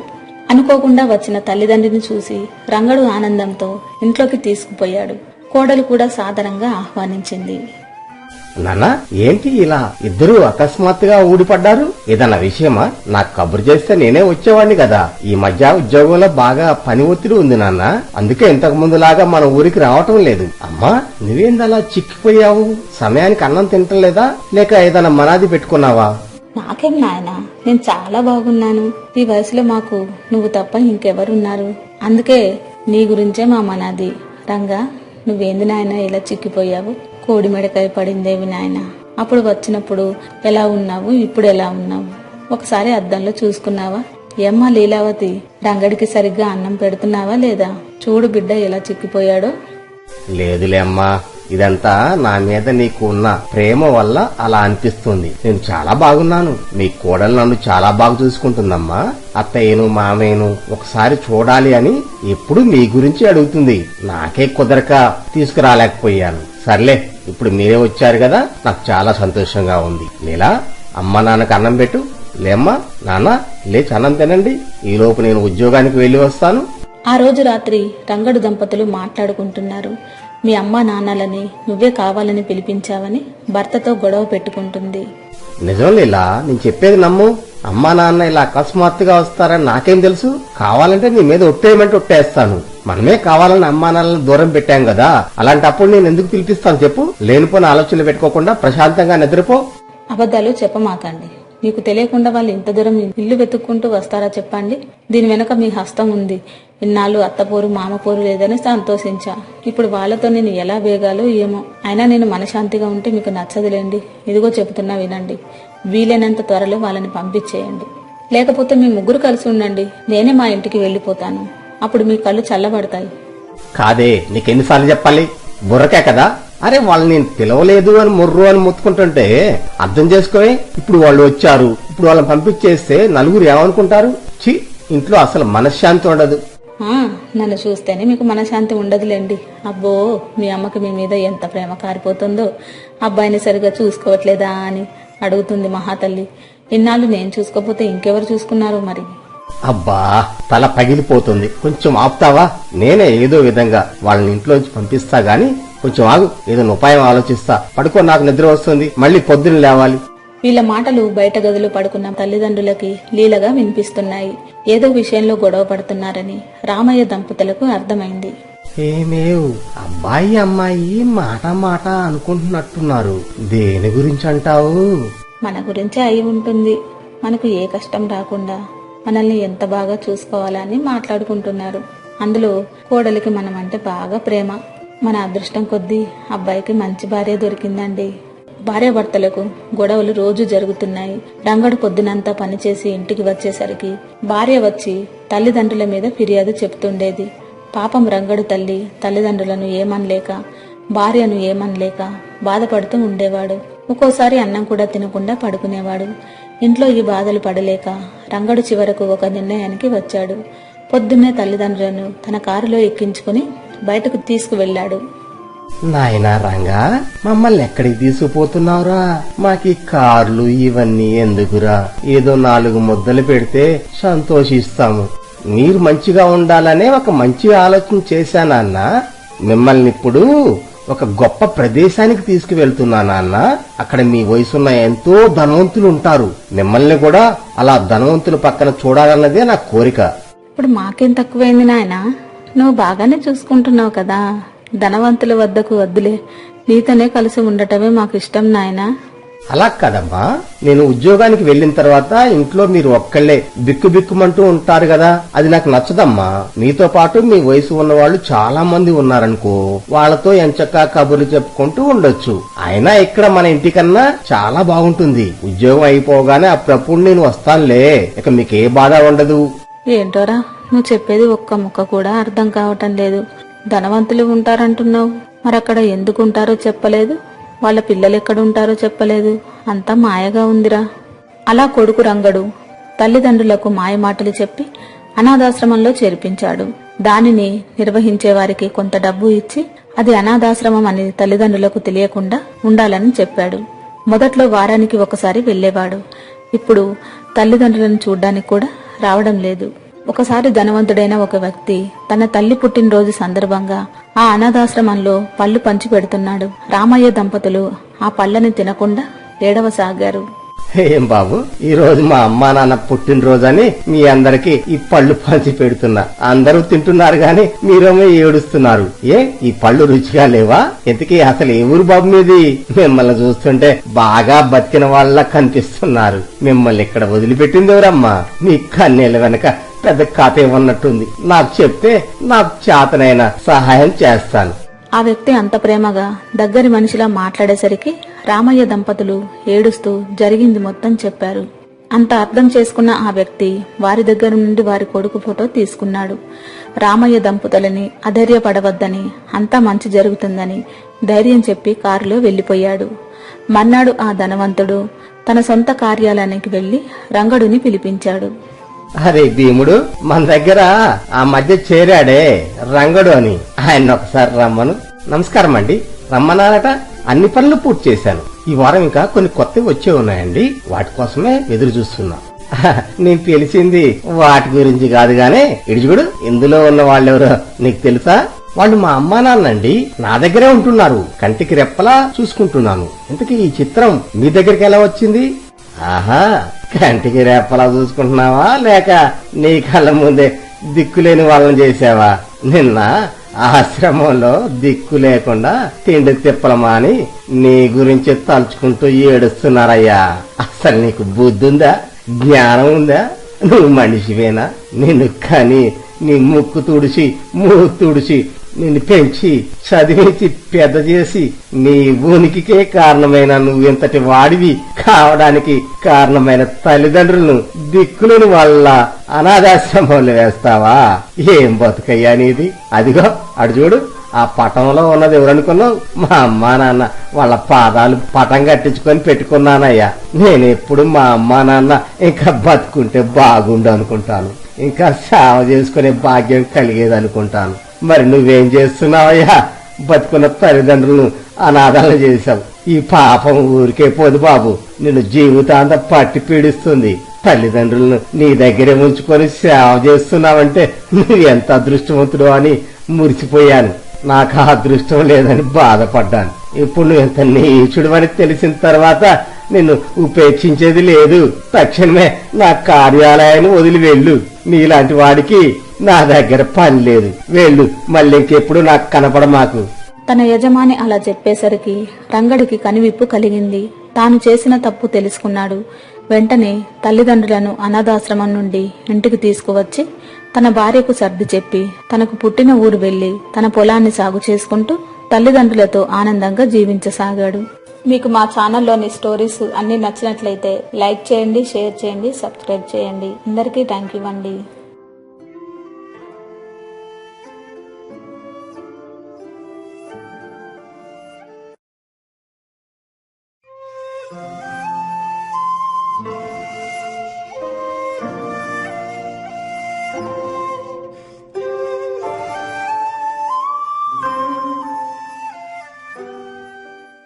ఒక ఊరిలో వీరయ్య, ఆదిలక్ష్మి అనే పేద దంపతులు ఉండేవారు. రోజు కూలి పని చేయందే ఇల్లు గడవదు. వీరికి 2 సంతానం, ఒక అమ్మాయి, అబ్బాయి. కూతురు పేరు ధనలక్ష్మి, కొడుకు పేరు వెంకన్న. ఆ పేద దంపతులకి తమ బిడ్డలంటే ఎంతో ప్రేమ. అందుకని వేరే ఊరు సంబంధం కాకుండా తనకున్న అరెకరం పొలం ఇచ్చి ఇద్దరికి అదే ఊరిలో సంబంధం ఇచ్చి పెళ్లి చేశాడు. 2 కుటుంబాలు బాగున్నాయి. కూలి పని చేయకూడదని ఇద్దరికి మంచి సంబంధమే చూసి చేశాడు. ఇప్పుడు వీరయ్యకు ఒక గుడిసె తప్ప ఇంకే ఆస్తిపాస్తులు లేవు. కానీ ఇంట్లో ఒక మూలకి తాళం వేసిన ఒక పెద్ద ట్రంకు పెట్టె ఒకటి ఉండేది. అందులో ఏముందో వీరయ్య కుటుంబ సభ్యులకు ఇంతవరకు తెలీదు. అందులో ఏముందని భార్య అడిగినా వీరయ్య నవ్వి ఊరుకునేవాడు. తండ్రి తమ భవిష్యత్తు కోసం బాగా డబ్బు బంగారం కూడబెట్టి ఆ ట్రంకు పెట్టెలో పెట్టి ఉంటాడని, ఏనాటికైనా అది తమకే చెందుతుందని వీరయ్య కూతురు కొడుకు అనుకునేవారు. ఏమండి, ఈ చొక్కా బాగా చినిగిపోయింది. ఆ చినిగిన చొక్కాని ఇంకెంతకాలం తోడుక్కుంటారు? ఇంతకాలం మన రెక్కలు ముక్కలు చేసుకుని పైసా పైసా కూడబెట్టి డబ్బులు పిల్లలకే పెళ్లిళ్ళకే అయిపోయాయి. ఇక నుంచైనా మన గురించి కూడా మనం ఆలోచించుకోవాలి. అందుకని ఈ వారం కూలి డబ్బులతో బట్టల నర్సయ్య దగ్గర మీకు ఒక చొక్కా గుడ్డ 2 తువ్వాలు తీసుకుంటా. ముందు మీరు మంచిగా ఉండాలి, ఆ తర్వాతే మేమందరం. ఇప్పుడు నాకెందుకులే కొత్త బట్టలు, ఈ చొక్కా బాగానే ఉంది. అయినా నా చొక్కా వైపు ఎవరు చూస్తారు గాని ఇంకెన్నాళ్ళని అలా జాకెట్కు అతుకులేసుకుని తొడుక్కుంటావు? చీర కూడా చిరుగులతోనే కట్టుకుంటున్నావు. నేనెలా ఉన్నా ఏం కాదు గాని ముందు నువ్వు చీర జాకెట్ కొనుక్కో లక్ష్మి. రామయ్య గారిని ఈ వారం కూలి డబ్బులు ఏమని ఇలా సాయంత్రం ఇంటికెళ్లేటప్పుడు అడుగుదాం. అలా ఆ అన్యోన్య దంపతులు ఆ వారం కూలీ డబ్బులతో తమకు బట్టలు కొనుక్కుందామని మనసులో అనుకున్నారు. సాయంత్రం ఎప్పుడవుతుందా, ఎప్పుడు రామయ్య గారిని డబ్బులు అడగాలని ఎదురు చూడసాగారు. ఎరా వీరయ్య, పని నడుస్తుందా? ఈ రాయి మొత్తం కొట్టడానికి ఇంకెన్ని రోజులు పట్టుద్దిరా? అయినా భార్యాభర్తలు ఇద్దరే రాయి మొత్తం గుత్తాకు తీసుకొని కష్టపడకపోతే చేతి కింద ఇంకో ఇద్దరిని పెట్టుకోవచ్చు కదరా? ఏమైనా గాని నాకు ఇంకో 4 రోజుల్లో రాయి కావాలిరా, అందివ్వగలవా? బాబు గారు, మా సంగతి మీకు తెలియందేముంది. పిల్లగాళ్ల పెళ్లికి డబ్బులు బాగా ఖర్చు అయ్యాయి, అప్పులు కూడా అయ్యాయి. ఇప్పుడు మాకు డబ్బు అవసరం చాలా ఉంది. అందుకని కష్టమైన రాయి మొత్తం నేనే గుత్తాకు తీసుకున్నాను బాబు. నా పనితనం మీద మీకు నమ్మకం ఉంది కదా. 600 మీకు సమయానికి రాయి అందిస్తాను బాబు, నన్ను నమ్మండి. అవును బాబుగారు, రేయింబవళ్ళు పనిచేసైనా 4 రోజుల రాయి మొత్తం మీకు అందిస్తాం. బాబుగారు, ఈ వారం చేసిన డబ్బులు ఇప్పించండి. కొద్దిగా అవసరం ఉంది బాబుగారు, మాకు ఇవ్వాల్సిన దాంట్లో జమ చేసుకోండి. ఓ అలాగా, దానిదేముంది, మీకివ్వాల్సిన డబ్బులే కదా. 1 గంట తర్వాత ఇంటికి వచ్చి డబ్బు తీసుకువెళ్ళండి. అరే వీరయ్య, రాయి మాత్రం త్వరగా కావాలి నాకు, సరేనా? అయ్యగారు చాలా మంచివాడండి, అడగగానే డబ్బులిచ్చాడు. ఇంతకు ఏ రంగు చొక్కా గుడ్డ తీసుకోమంటారు? అవునండి, మిమ్మల్ని ఒకటి అడగాలి. ఎప్పుడైనా మాట దాటి వేస్తున్నారు. ఇంతకీ మన ఇంట్లో మూలకు ఉన్న ట్రంకు పెట్టెలు ఏముందండి? మన పిల్లలేమో అందులో డబ్బు బంగారం దాచిపెట్టారని, అది ఏనాటికైనా తమకే చెందుతుందని అనుకుంటున్నారు. నేను అవన్నీ నమ్మలేను కానీ, ఎందుకంటే నాకు తెలియని డబ్బులు మీ దగ్గర ఎక్కడున్నాయి? మీ కష్టంలో పాలు పంచుకునేదాన్ని. అందులో డబ్బులు బంగారం ఉన్నాయంటే నేను నమ్మను, కానీ నాకు కూడా తెలుసుకోవాలని ఉంది. ఆ ట్రంకు పెట్టెలో ఏముంది దాచిపెట్టారు? లక్ష్మి, నాతో ఇంతకాలం జీవితాన్ని పంచుకున్నదానివి, నన్ను అర్థం చేసుకున్నది ఇదేనా? నేను నీకు చాలాసార్లు చెప్పాను కదా, ఏమైనా అడుగు చెప్తాను కానీ ఆ ట్రంక్ పెట్టె విషయం మాత్రం అడగొద్దని చెప్పాను కదా. దయచేసి ఇంకెప్పుడు ఆ ప్రస్తావన నా దగ్గర తీసుకురా మాకు. భర్తను ఎప్పుడు అడిగినా ట్రంకు పెట్టె గురించి మాత్రం మాట్లాడేవాడు కాదు. అయితే భర్త మాట దాటేస్తున్నప్పుడల్లా భార్య కూడా ట్రంకు పెట్టెలో ఏదో ఉందని తెలుసుకోవడానికి కోరిక మాత్రం కలిగేది. ఒకసారి దానిని పగలగొట్టి ఏముందో తెలుసుకోవాలని అనుకునేది. కానీ భర్తకు భయపడి ఊరుకునేది. ఇద్దరూ అలా నడుచుకుంటూ ఇంటికి వచ్చేసరికి కూతురు ఇంటి గుమ్మం ముందు కూర్చుని కనిపించింది. ఏమ్మా ధనమ్మ, కులాసనా? ఎంతసేపైందమ్మా వచ్చి? అబ్బాయి కూడా వచ్చాడా? తాళం చేతులు గుమ్మం మీదనే ఉన్నాయి కదా, తీసుకుని ఇంట్లో కూర్చోలేకపోయావా? ధనమ్మ, అలా చిక్కిపోయావేమిటి తల్లి? మా మీద మనాది పడ్డావా పిచ్చి తల్లి? నువ్వు తమ్ముడు వెంకయ్య ఎక్కడున్నా మీరు మా గుండెల్లోనే ఉంటారు తల్లి. ఏంటమ్మా, ఏదైనా విషయమా ఇలా వచ్చావు? చెప్పు తల్లి. ఏమేవ్, అమ్మాయిని ఇంట్లోకి తీసుకువెళ్ళు.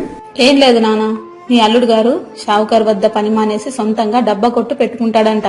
కొంచెం డబ్బు అవసరమైంది నాన్న. పాపం 3 రోజుల నుంచి దిగులుగా ఉంటున్నాడు. మా మామయ్య దగ్గర కూడా సమయానికి డబ్బులు లేవట. అప్పుడు నాకు మీరు గుర్తొచ్చారు. అందుకే డబ్బు కోసం మీ వద్దకు వచ్చాను. ఆయనకు చేయి తిరగగానే డబ్బు తిరిగి ఇచ్చేస్తాడట. అసలు మీ దగ్గరకు వస్తానంటే మా మామయ్య, మా ఆయన అస్సలు ఒప్పుకోలేదు. నేను మా నాన్నని ఎలాగైనా డబ్బు ఇస్తాడని మీరేమీ బాధపడకండి అని చెప్పి వెంటనే మీ ఇంటికి వచ్చాను. వామ్మో, అంత డబ్బు ఇంకెక్కడుందమ్మా? డబ్బు లేక రాయి కొడుతున్నాము. ఇప్పుడు ఎలాదనమ్మా? నువ్వు వచ్చే ముందు ఒకసారి నాన్నగారిని కలిసి విషయం చెప్తే బాగుండేది. అప్పటికప్పుడు అంత డబ్బంటే ఎక్కడి నుంచి తీసుకొస్తాడు? నువ్వే చెప్పు. ఉన్న అరెకరం పొలాన్ని మీ ఇద్దరికే చెరిసగం పంచం కదా. అబ్బాయి ఆ డబ్బుతో దుకాణం పెట్టుకోవచ్చు కదా. డబ్బు కోసం నిన్ను పుట్టింటికి పంపటం ఏం బాగోలేదు. మళ్ళీ ఇప్పుడే డబ్బులంటే ఎలా తల్లి? ఏమేవ్, కాసేపు నువ్వు ఆగుతావా? ఎందుకలా బుద్ధి లేకుండా అమ్మాయిని పట్టుకొని అన్ని మాటలు అంటావు? అది చిన్నపిల్ల. మన దగ్గర డబ్బు లేదని దానికేం తెలుసు? మనకు తెలిసినంతగా దానికి తెలియదు కదా. అమ్మా, నువ్వు మా వాళ్ళని పట్టుకుని ఎలా పడితే అలా మాట్లాడితే ఊరుకోను. జాగ్రత్త. నువ్వేమైనా అనాలనుకుంటే నన్ను అను, అంతేగాని మా ఆయనను అంటే బాగుండదు. మా మామగారు మీకంటే బాగానే ధనవంతుడు. మాకేం గతి లేక మీ దగ్గరకు రాలేదు. ఏదో సమయానికి అవసరం వచ్చి అయిన వాళ్ళని మీ దగ్గరకు వచ్చాను. అయినా సంపాదించిన డబ్బు బంగారం ట్రంక్ పెట్టెలో పెట్టకపోతే బిడ్డలం మేమున్నాం, మాకు ఇవ్వచ్చు కదా. అమ్మా ధనమ్మ, ఆగు, నేనున్నాగా. అమ్మ ఏదో తెలియక మాట్లాడింది. అయినా నీకు కష్టాన్ని రానిస్తామా తల్లి? నీకెప్పుడు కష్టం వచ్చినా మా దగ్గరికి రా తల్లి. లక్ష్మి, నా చొక్కా జేబులో డబ్బులుంటాయి గాని అవి తెచ్చి అమ్మాయికి ఇచ్చి పంపు. భార్య లోపలికి వెళ్లి భర్తను ఒకసారి లోపలికి రమ్మని రహస్యంగా పిలిచింది. ఇది గమనించిన కూతురు ధనలక్ష్మికి కోపం వచ్చింది. కూతురిని నన్ను వదిలి ఇద్దరు లోపలికి వెళ్లి రహస్యంగా మాట్లాడుకుంటున్నారు. అంటే ఇది ఖచ్చితంగా ట్రంకు పెట్టెలో ఆస్తి గురించే అయి ఉంటుందని కూతురు అనుకోసాగింది. ఏమిటే, ఏమైంది? చొక్కా జేబులో డబ్బు తీసుకురమ్మంటే నన్నెందుకు పిలిచావు? ఇప్పుడు అమ్మాయి ఏమనుకుంటుందో ఏమో. ఇంతకు ఎందుకు రమ్మన్నావు? అది కాదండి, ఈ డబ్బుతో మీ చొక్కా తువాలు కొందామనుకున్నాం కదా. ఇప్పుడు ఈ డబ్బులు అమ్మాయికి ఇస్తే మీ దుస్తుల మాట ఏంటి? చూడండి చొక్కా ఎలా చినిగిపోయిందో. అది లక్ష్మి, నా గురించి వదిలే. ముందు ఆ డబ్బు అమ్మాయికి ఇపో. అయినా నేను చేసేది రాళ్లు కొట్టే పనే కదా. దానికి కొత్త బట్టలు అవసరమా? ఎందుకు? ఏ బట్టలు ధరించినా నువ్వు నా భార్య కాకపోతావా, నేను నీ భర్తని కాకపోతానా? మన సంగతి వదిలేసి అమ్మాయి సంగతి చూడు. ఎంతో అవసరం వస్తే గాని డబ్బు కోసం రాదు పిచ్చి తల్లి. అలా భార్య లోపల నుంచి డబ్బు తెచ్చి కూతురికిచ్చి పంపింది. డబ్బు తీసుకుని ఇంటికి వెళుతున్న కూతురు మనసు నిండా ఆలోచనలు. ట్రంకు పెట్టెలో ఉన్న ఎంతో డబ్బుని కొంచెం తీసి ఇచ్చారని, ఎలాగైనా ఆ ట్రంకు పెట్టెలో తండ్రి సంపాదించిన ఆస్తినంతా వశం చేసుకోవాలని పథకాలు పన్నసాగింది. ఏదో ఆలోచన వచ్చిన దానిలా వెంటనే అదే ఊరిలో ఉన్న సోదరుడు వెంకన్న ఇంటికి బయలుదేరింది. అక్క, ఏమిటి ఇలా ఉన్నట్టుండి ఈ సమయంలో వచ్చావు? ఏమిటి విషయాలు? బావగారు, మామయ్య, అత్తయ్య బాగున్నారా? అందరూ బాగున్నారు కానీ ఒరే వెంకన్న, చాలా ముఖ్య విషయం చెబుతా. మనం ఊహించినట్టే నాన్న ట్రంకు పెట్టెలో బోలెడంత డబ్బు బంగారం ఉందిరా. మా ఆయనకు కొంచెం డబ్బులు అవసరం వచ్చి ఇందాక మన ఇంటికి వెళ్లాను. నన్ను బయట కూర్చోబెట్టి అమ్మా నాన్న ఇంట్లోకి వెళ్లి ట్రంకు పెట్టె తెరిచి అందులోంచి డబ్బు తీసి ఇచ్చారా. నిజంరా, మనం ఇలాగే మౌనంగా ఉంటే చివరికి ఆ డబ్బు మనకైతే దక్కదు. ఎలాగైనా డబ్బుని ఇద్దరం పంచుకోవాలరా. అందుకే వెంటనే నీ దగ్గరకు వచ్చాను. చెప్పు, ఏం చేద్దాం? వామ్మో, అలాగా? నాకు కూడా ట్రంక్ పెట్టెలో నాన్న బోల్డ్ అంతా ఆస్తిని దాచాడని అనుమానంగా ఉందే. ఏం చేద్దాం అక్క మరి ఇప్పుడు? నాన్న ఇంట్లో ఉన్నంతకాలం అది మనకు దక్కదు. ఎందుకంటే మనం పెళ్లి చేసుకుని వేరుపడ్డాం కదా, అందుకనమాట. ఒక పని చేస్తే ఎలాగో అమ్మా నాన్న పోయిన తర్వాత ఆ గుడిసె మనకే వస్తుంది కదా. అదేదో ఇప్పుడే మనకు పంచమని అమ్మా నాన్న మీద ఒత్తిడి తీసుకొద్దాం. ఏమంటావు? మంచి ఆలోచన అక్క. ముందు ఎలాగైనా అమ్మా నాన్న ఉండే ఆ గుడిసెను మనం పంచుకొని దాన్ని కొల్లగొట్టి ఎవరికైనా అమ్మేద్దాం. ఆ తర్వాత అమ్మా నాన్న మన దగ్గరికి రమ్మందాం. అప్పుడు ఎలాగూ ఆ ట్రంక్ పెట్టిని తీసుకొని వస్తాడు కదా, అప్పుడు అది మనం వశం చేసుకుందాం. ఏమంటావు? అలా అక్క తమ్ముడు ఆలోచించుకుని పంచివ్వమని అడగటానికి తల్లి తండ్రి వద్దకు బయలుదేరారు. అదే సమయంలో తల్లి తండ్రి పనికి పోయి వచ్చి ఇంటి ముందు కూర్చుని సేద తీరుతున్నారు. ఏమేవ్, మన బిడ్డలొచ్చారే. అరే వెంకన్న, లక్ష్మి, ఎన్నాళ్ళయిందిరా మిమ్మల్ని చూసి? మీ అత్తమామలు బాగున్నారా? ఈ సమయంలో వచ్చారేంట్రా? మమ్మల్ని చూడాలనిపించిందా?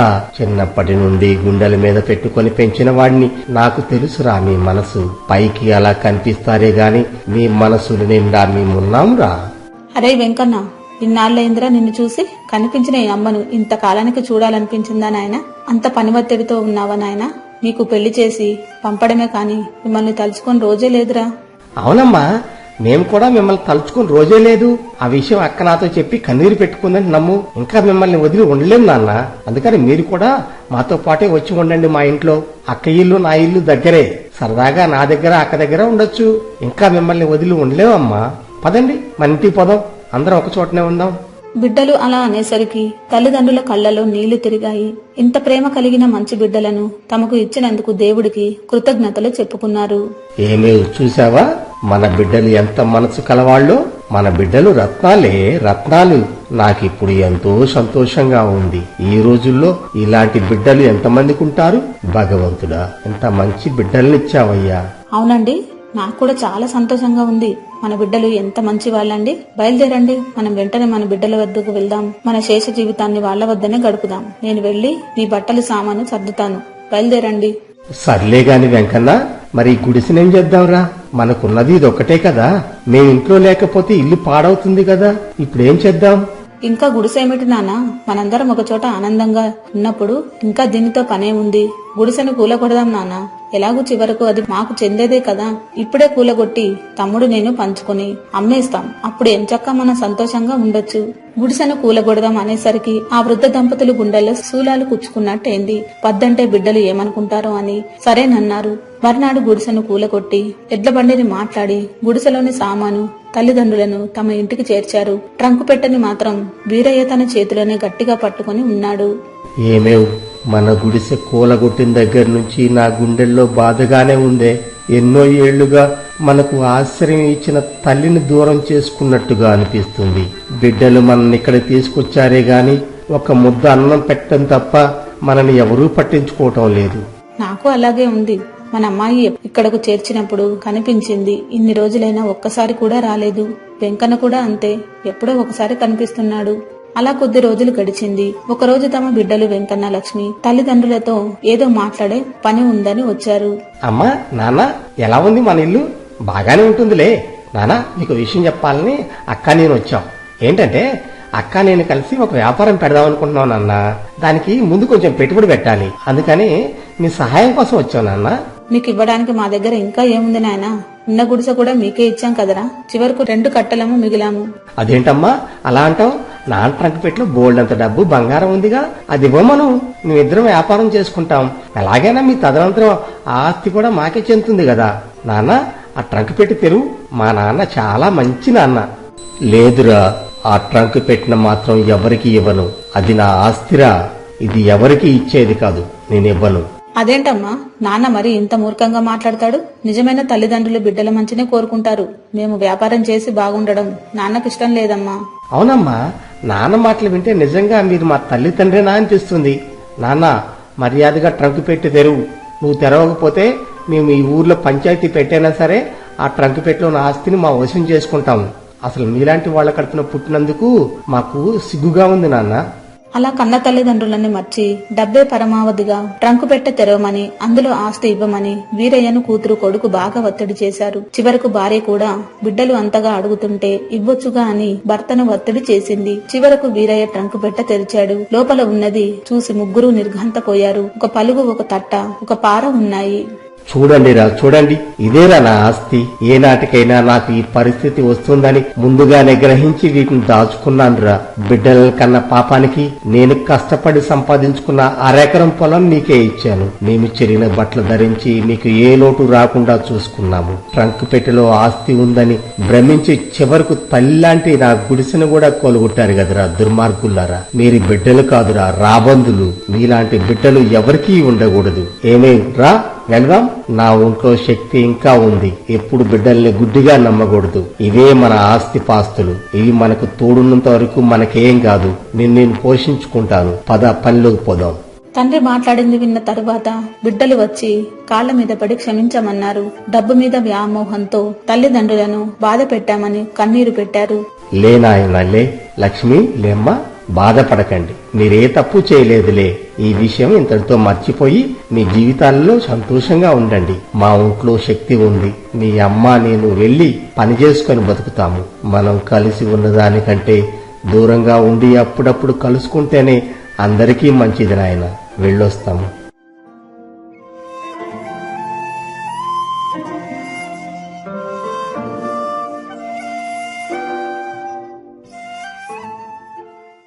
మీకు మా ఛానల్లోని స్టోరీస్ అన్ని నచ్చినట్లయితే లైక్ చేయండి, షేర్ చేయండి, సబ్స్క్రైబ్ చేయండి. అందరికీ థ్యాంక్ యూ అండి.